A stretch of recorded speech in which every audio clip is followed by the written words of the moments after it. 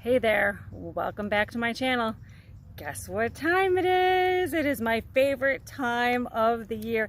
It is Halloween and I'm sitting here right in the middle of my graveyard in my front lawn.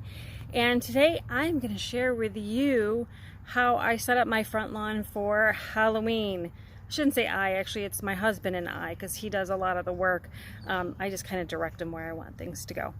But anyway, if you're into Halloween, I think you're gonna like this one. So stay tuned, stick with me, and I'm gonna show you just how to set up a front yard haunt. And a lot of the stuff that we do is homemade, so it's a lot of things you could be able to do yourself. So let's get to it.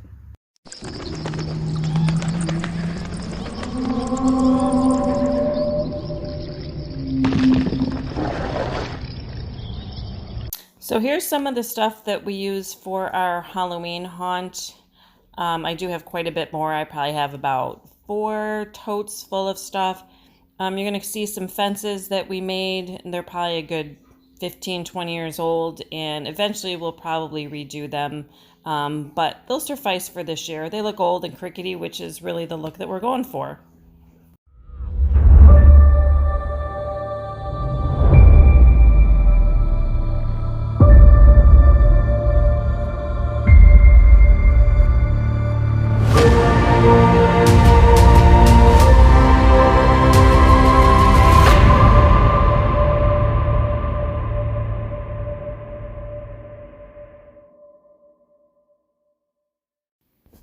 The cemetery sign is handmade. I had my daughter print those words out on her Cricut. I chose the font. She was kind enough to print them out for me. If you notice, the date on the sign says established 1692, and I picked that year for a specific reason. Let me know in the comments if you know the historical significance of that date.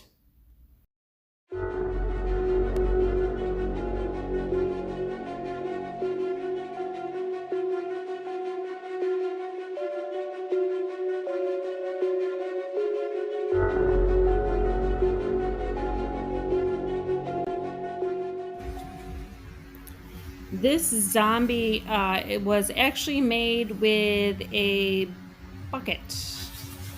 Basically what I did was I took one of my sweatshirts and covered the bucket with it, placed a foam head on it, and then a mask over that. And most of the tombstones that you see we did get from the spirit store.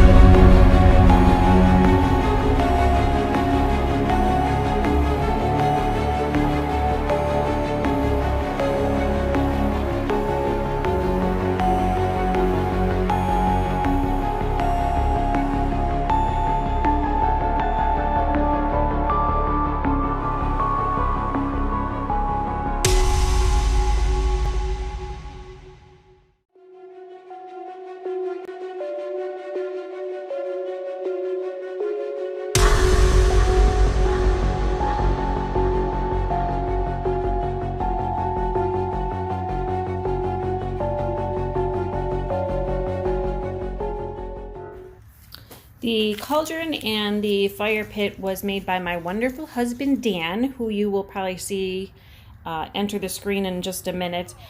He painted a plastic pumpkin that we had. He painted that black.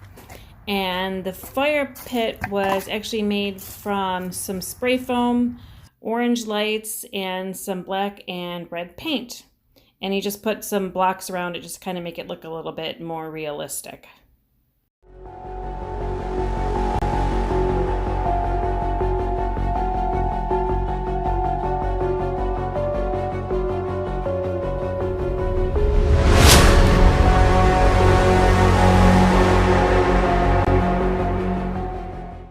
So Dan just decided that the skeleton needed a little bit more, and we had this headless mask laying around. So he decided he would try to put that in the skeleton's hand, just for a little bit of added effect. I think it looks pretty cool.